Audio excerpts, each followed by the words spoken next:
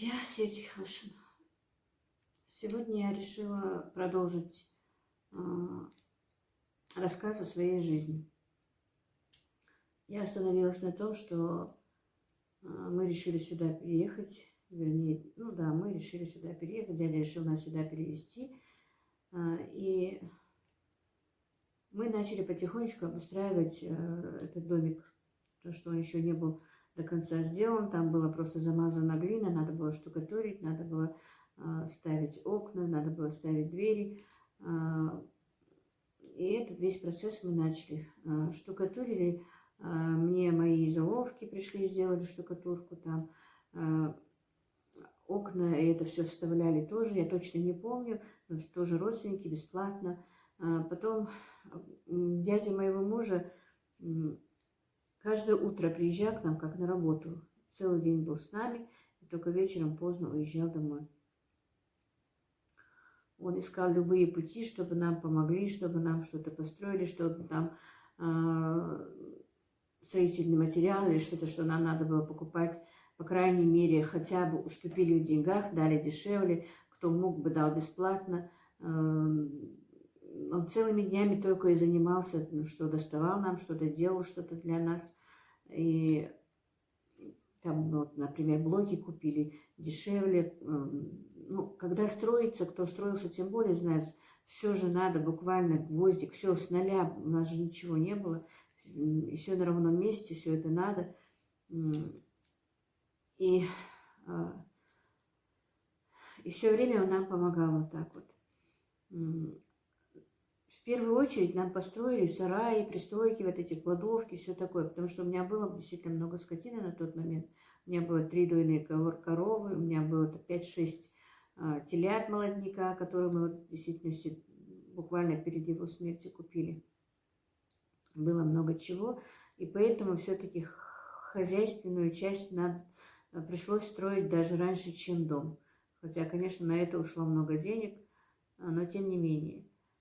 Построили этот сарай, все эти кладовки, все эти вещи построили для нас двоюродные братья моего мужа по материнской линии. Они, бесплатно, материал, конечно, наш, а построили они. Это тоже большой плюс, большая нам помощь. 2-3 дня, по-моему, они строили из блоков. Потом участки не были у нас ограждены, огородили их сеткой просто. Натянули сетку, натянули не сетку, а натянули проволоку колючую, даже не сетку покупили, даже не сетку мы купили, проволоку такую колючую купили. Потом что, и мы утром приезжали сюда с мальчиками, вечером уезжали домой. Девочки и мама были там. Если бы вот так вот мы не работали, не ездили, и оставались бы там, я не знаю, Аллах бы, наверное, как-то что-то бы облегчил, конечно, но мне кажется, я бы там не выдержала. Потому что эти дни я не могла даже мимо комнаты нашей пройти. Мне было не по себе. Я не могла сесть за тот стол, за которым мы всегда ели. У меня становился ком в горле, и я не могла даже есть. Такой же стресс был и у детей, особенно у старшего сына, который несколько дней вообще не мог сомкнуть глаз, у него стояла эта картина, потому что смерть отца, в принципе, произошла у него на коленях. Он с отцом поехал в больницу. И это все, в принципе, всю эту картину видели все мои 3 мальчика. Они долго не могли прийти в себя. И девочки тоже, да было страшно, конечно. Дала себе слово, что не буду эту тему поднимать, но все равно не смогла. Извините. И вот через 40 дней мы сюда приехали. 40 дней, может, мы сделали там, где мы жили. И мы переехали, кое-как обустроив дом. Переехали сюда, здесь не было ни газа, друзья, ни свет проложили, как-то проволокой просто буквально воды не было, газа не было. Еду готовили на печке, на дровах, прямо во дворе железную печку поставили, потому что это было лето. Воду приносили издалека, я ведрами таскала, а потом какую-то бочку нам кто-то дал, эту бочку мы держали, такую 2-3 тонны, по-моему, там такая вот, за трактором, который цепляется. Было, конечно, трудновато, но мои соседи, вот здешние уже соседи, проложили мне газ бесплатно, проложили воду бесплатно, причем и трубы, и сварочные работы, это все они сделали сами. Мне очень сильно люди помогали в то время, очень сильно, и продуктами, и деньгами, и всем, что возможно. И деньги, которые были у нас после похорон, вернее, они были у дяди, он все покупал, что нам надо, он доставал все подешевле, он бегал все время, он был у нас, я не знаю, если бы не он, то в действительности не было бы, наверное, этого всего, и я бы не смогла это, конечно, сделать. И мальчики были не такие взрослые, как тогда. И потом, знаете, сделали фундамент этого дома, вот, в котором мы сейчас живем. 20×6, 4 комнаты, ванна и коридор, получается. И купили кирпич. Ну, у нас еще была грузовая машина, мы ее продали. Продали «Жигули», которое было у нас. И на все эти деньги тоже был куплен стройматериал. Начали строить дом, нам тоже двоюродные братья моего мужа, но уже со стороны отца. И потом еще со стороны матери тоже двоюродные братья приехали. Короче, по 3 дня, по-моему, они делали здесь работу. Но в итоге получилось у них поднять, только до окон построить. У них тоже свои семьи, свои работы, они тоже каменщики были, работы тоже оставлять, у них тоже не было варианта. Ну и, короче, наша стройка затормозилась. И стройка затормозилась, и мы тут как-то уживались, жили. Потом как-то моя заловка приехала к нам и сказала, что где-то здесь на полях работает, собирает картошку. И что-то я не знаю, я рискнула, может, мне тоже пойти туда, так про себя подумала, когда она уехала. Хотя я еще и от болезни нормально не отошла, у меня приступы бывали. Ну, не знаю, наверное, Аллах мне дал силы, и, во-первых, после того, что я осталась одна, или я не знаю, почему и как, но я как-то вот, не знаю, может, я не могу сказать, что я взяла себя в руки, потому что просто болезнь, и тогда начинала отпускать меня, но мне стало легче, я уже могла что-то делать, приступы были намного реже, они могли быть только в месяц, 1 раз даже. Я все-таки рискнула и пошла вот туда на поля, посмотреть, есть ли работа. Обойдя нескольких арендаторов, я не нашла себе работу, потом мне сказали, что у одних есть. Подошла к ним, им нужно было, да, была нужна рабочая, чтобы собирать огурцы. Я устроилась к ним на работу. Потом сезон начал ближе идти к осени, уже огурцы перестали быть, надо было на картошку. И я вышла уже к другим арендаторам собирать картошку. Этот год я собирала у них картошку, и нет-нет, и мои мальчики со мной ходили, и девочка тогда училась, старшее училище, тоже по субботам, по воскресеньям ходила. И эту осень мы вот так вот прожили, дошли до осени. Не знаю, действительно, Аллах мне давал силы. В те времена, когда у меня, в тот день, когда был приступ, я, конечно, не ходила на работу. А так я ходила на работу, и вот где-то до октября, по-моему, до ноября мы работали. Этот сезон наш прошел так. Стройка наша затормозилась, построив дом наш полностью вокруг до окон. Весной я опять решила пойти туда же на работу, уже перебирать картошку. И устроилась тоже туда же, к этому же арендатору. Это были муж и жена, очень хорошие люди, они мне очень сильно помогли. И тоже перебирала у нее картошку этот сезон почти весь. И как-то сидя просто за столом, мы сидели, общались, и мне средний мой сын сказал: мама, давай я дом сам начну строить. Потому что стройка стояла, действительно, почти больше полугода стройка стояла. Ну, не было возможности у тех тоже прийти, потому что они работали тоже на своих работах.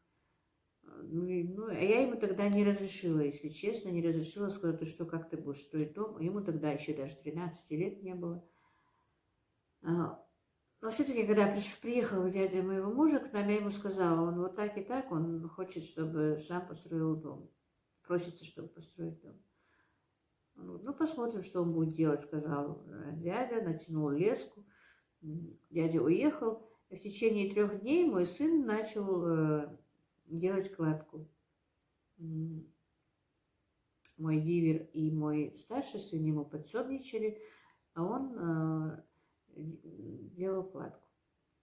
Через 3 дня дядя приехал, посмотрел, сказал, что все очень хорошо, пусть строит. И в итоге они построили дом уже сами. Дальше достроили сами. Я также стала работать на поле. И как-то жизнь протекала дальше. Начали сажать тоже огород, разводить птицу, та же скотина, то же самое. Все это у меня было. И как-то к осени, ближе к осени, эта женщина, на которую я работала, она еще и торговала, там же торговала овощами, картошкой, но она сажала огурцы и картошку, но привозила разные эти овощи, все из другого региона, и торговала там же по дороге на трассе. И она мне как-то сказала осенью: может быть, ты мне продавцом будешь у меня. И в эту осень я стала у нее продавать овощи продавцом. И как-то, знаете, вот смотря всю эту ситуацию, я никогда не занималась ни этим, ни тем. В принципе, даже всем родственники моего мужа, когда я первый раз пошла на работу, были удивлены, как я могу работать. Ну, не знаю, мне Аллах давал силы, друзья. Короче, я не знаю, может, я слишком долго тяну все это, рассказывая, но не знаю, будет интересно, послушайте. Нет, так. Нет. И этот сезон я проработала у нее продавцом. На 2-й год весной тоже я вышла, по-моему, у нее продавцом работала. Дом мы достроили, крышу покрыть еще не получалось. Дети учились. И где-то уже ему, сыну было 14 лет, среднему, он сказал, что сможет построить дом. Уже даже людям. И устроился куда-то на работу, он что-то построил, я не знаю, но с чего-то они начали строить, он стал каменщиком, хотя ему тоже только 14 лет было. И я работала продавцом у нее, и по ходу тоже посадила огурцы. У меня были рядом пустые земли, здесь вообще никого не было, когда я приехала жить. Рядом со мной не было ни одного дома, метрах 500. Были 2-3 дома, а так больше рядом со мной никого не было. Эти пустые участки я начала сажать огурцы и одновременно же и работать у нее там продавцом. А потом же как-то с ней разговаривая, с ними, они были очень хорошие люди, я так сидя сказала: я бы тоже сажала землю, если была бы земля, посадить вот картошку, что-то, смотрела, что они делают. И как-то она это вот уловила, и потом как-то вечером мне сказала: Лейла, если ты хочешь сажать, я тебе нашла землю, не полных 2 гектара, пойди посмотри, правда, там давно ничего не сажают, но можно посадить. И, короче, я взяла в аренду эту землю. Там не было полных 2 гектаров, хотя я платила за эти 2 гектара. И начала уже сама сажать картошку. Посадила 1-й год, 1,5 года, друзья, посадила картошку. Потом, работая же у нее, я работала у нее продавцом, а мой сын то же самое она вот в действительности, я хочу об этом рассказать, потому что она мне в действительности очень помогла.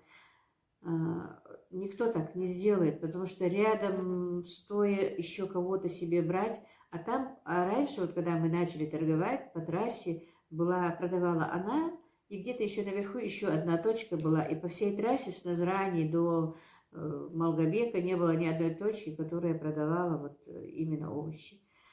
И она вот привозила товар и давала, ну, на какую-то сумму меньше, дешевле нам, и рядом, прямо рядом с собой поставила моего сына торговать теми же овощами, которые она привозит. Ну, она чуть-чуть накидывала для себя, конечно, и какую-то копейку мы имели, какую-то копейку она имела, и я у нее торговала. Короче, вот этот год мы вот так вот сами, с ней вместе все это сделали. Никто, не любая женщина это объяснить, не любой арендатор это скажет, не любой человек рядом с собой не поставит, зачем мы ей были нужны. Но она пошла нам навстречу, я ее не просила, она это все сама мне предложила, все сама сделала. И землю мне нашла, я взяла эту землю в аренду. Нет, это было 2,5 гектара чистых, но платили мы как будто бы это 3. Первый год посадили картошку 1,5 гектара, больше сил у меня просто, ну, сил, денег не было купить семенную картошку, там за ней очень много ухаживать, много расходов. На следующий год мы уже от нее отделились, я ушла, не стала у нее продавцом, мы открыли свою точку там же, где у нас был участок, мы начали расширяться, друзья, все пошло в гору, дом покрыли крышей, кое-какие расходы делали. Дядя также продолжал к нам приезжать, следить за нами, смотреть за нами. Ну, все, что надо было по стройке, происходило только через дядю. Это все шло и шло, короче. Вот первый год посадили 1,5 гектара картошки, здесь посадила я 0,5 гектара огурцов. И это все вот началось все это движение у нас в гору, если честно. Выкупили снова машину своего отца и мальчики, которые продали Жигуленок тогда был. Ну, он, правда, не был стареньким, нормальный Жигуленок был на ходу. Выкупили эту машину, потому что без машины не было варианта куда-то ездить, что-то брать, даже на те же поля ездить. А я еще забыла сказать, что если в мае умер мой муж, то в ноябре вышла замуж моя дочь. Сказать, ее украли я не могу, но вышла она без моего разрешения, короче. Типа ее украли. И там у меня большие расходы тоже произошли, поэтому я просто упустила эту тему. Поэтому и стройка немножко затормозилась, потому что надо было ей покупать. Но не на такую широкую ногу, конечно, мы ей купили всего. Но как получилось, потому что у нас не было денег, таких денег, чтобы прямо вот ей приданое прям такое хорошее купить. Ну, так получилось. И она слишком рано замуж вышла. Мне было, конечно, очень обидно, что она так быстро замуж вышла, через полгода после смерти отца. Ну, что поделаешь. Наверное, так Аллахом было суждено. Это мое просто упущение, я вернулась обратно к этому. Ну, вот так вот мы шли, друзья. С 1,5 гектаров на следующий год мы посадили уже эти полностью 2,5 гектара.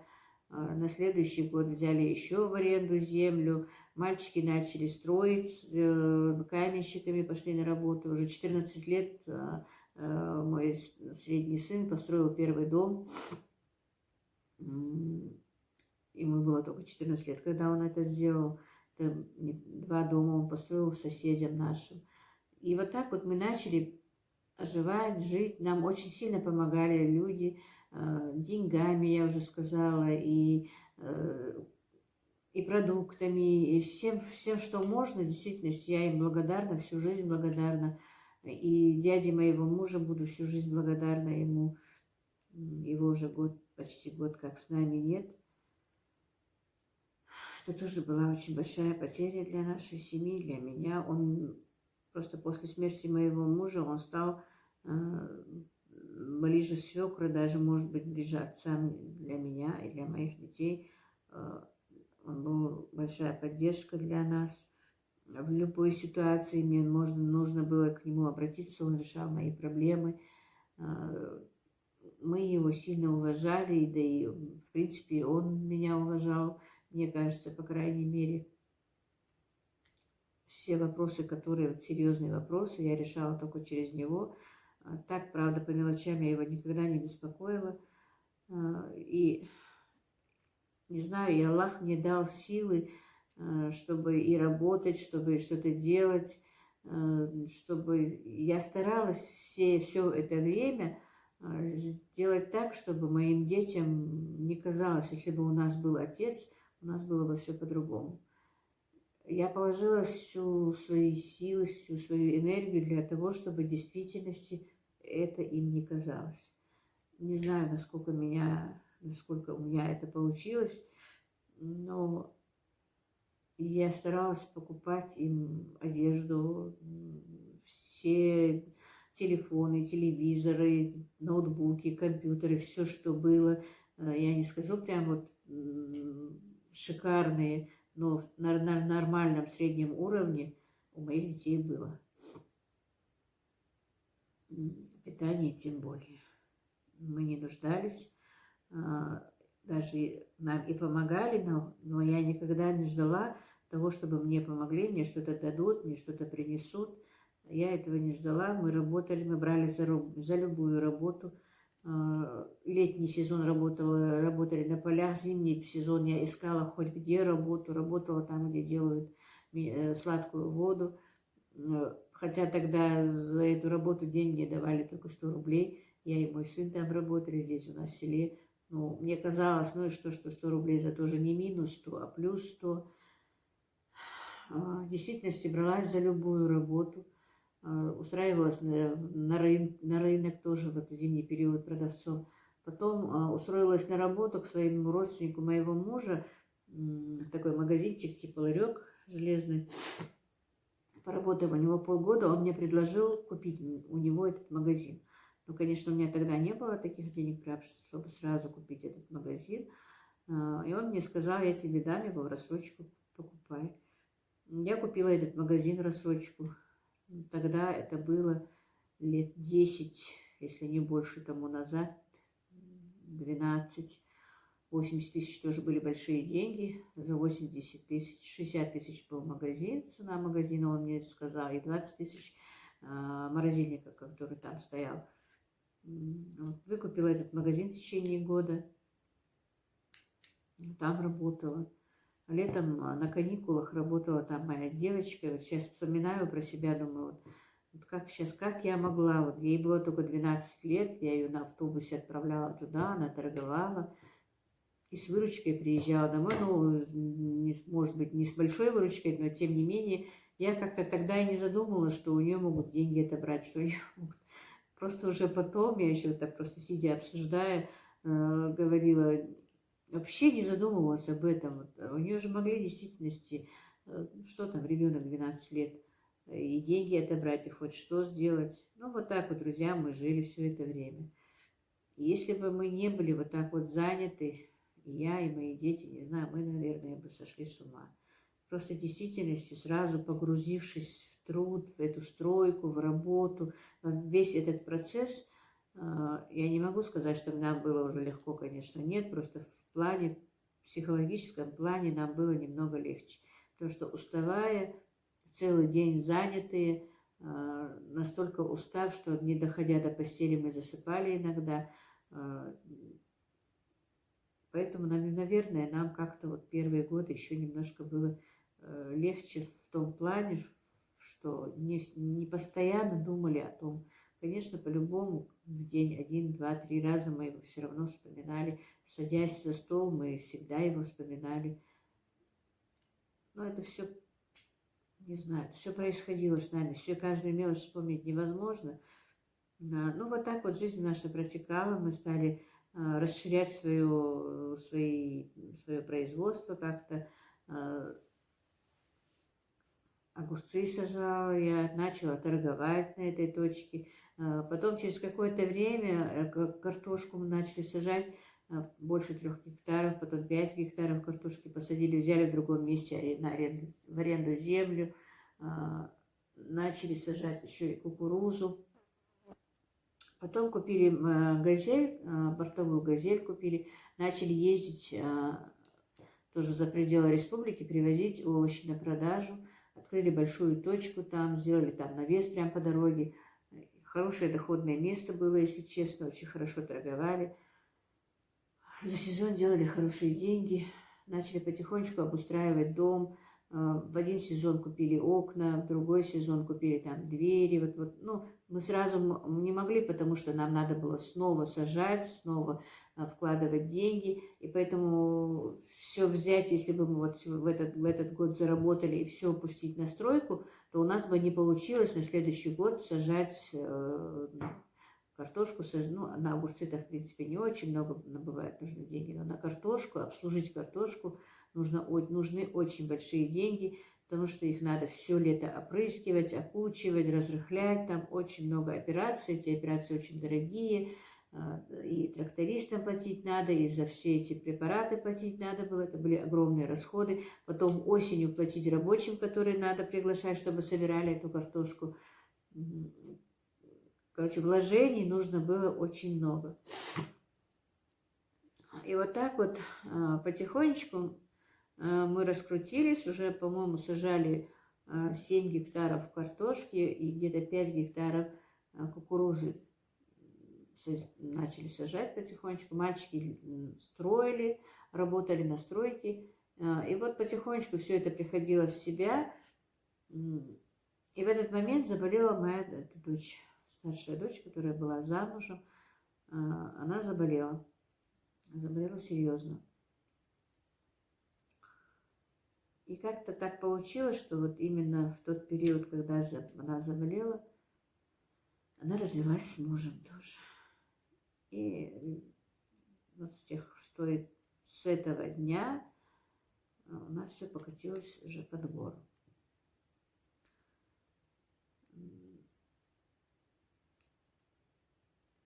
Где-то месяцев 6, по-моему, если не 8, мы лечили ее здесь.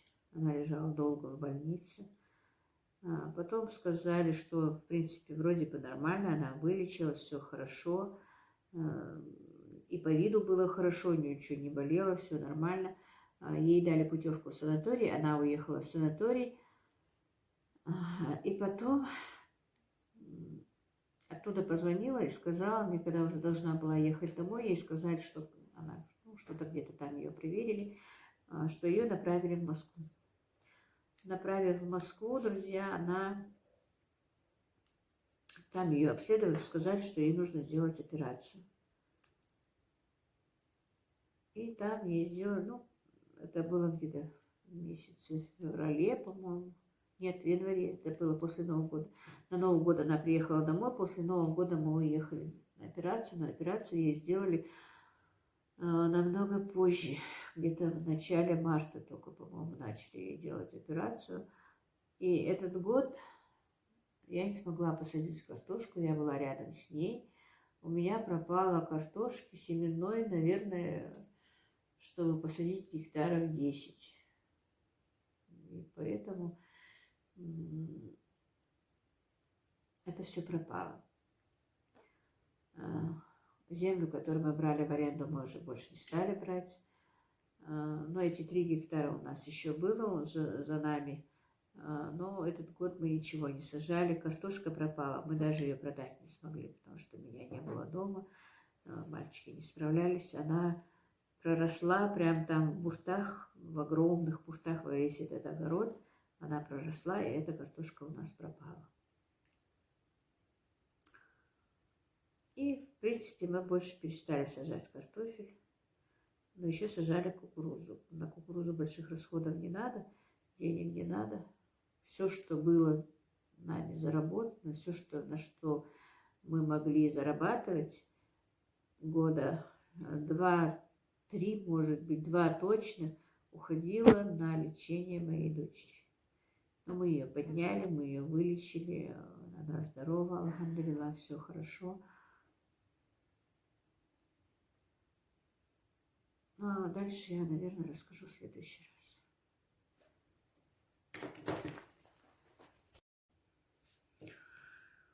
Ай, друзья, вы меня извините, я много чего, наверное, упустила и много по-другому рассказала. Но, походу, если вы со мной останетесь, я как-то буду дальше корректировать, дорассказывать. Все сразу не вспомнишь. Я не готовилась к этому рассказу, если честно. И очень стесняюсь камеры. Я не люблю, чтобы меня снимали. Я не люблю вообще не фотографироваться, не сниматься, если честно. Так что не судите меня строго, извините меня, если что не так. На этом спокойной ночи вам, всех благ. И большое спасибо, в действительности, огромное спасибо за ваши комментарии, за ваши лайки, за теплые слова. Мне это очень приятно. Меня, не знаю, вы очень сильно поддержали. Я как-то даже то, что делаю на одном дыхании из-за такой большой поддержки. Я не думала, что меня вот так вот поддерживают совершенно незнакомые люди. Даже сегодня мне сын из Москвы, который работает, мама говорит, когда ты успеваешь и выпускать эти ролики, и делать все, что ты делаешь, удивляется с меня, я смеюсь, я говорю, не знаю. Он говорит, я читал, говорит, твои комментарии, говорит, и думал про себя. Ну, а мама, наверное, на 7-м небе, что ей такие комментарии пишут. Так что, друзья, спасибо вам большое, огромное. Вы даже не представляете, какую вы делаете для меня поддержку, какую радость вы мне приносите. В действительности, это огромная поддержка с вашей стороны. Большое вам спасибо. У меня не хватает даже слов передать мое состояние. Мне это очень приятно. Спокойной вам ночи. Всех благ вам, праведных снов. Извините, что так поздно, конечно, выпускаю это все. И в действительности я не думала и не собиралась. Ну вот как-то так. Потом как-нибудь, то, что не досказала, то, что много чего, конечно, упущено за один раз, сесть и вспомнить тоже невозможно. Все-таки длинная жизнь, по-любому длинный период жизни. Спасибо вам, спокойной ночи, праведных снов еще раз.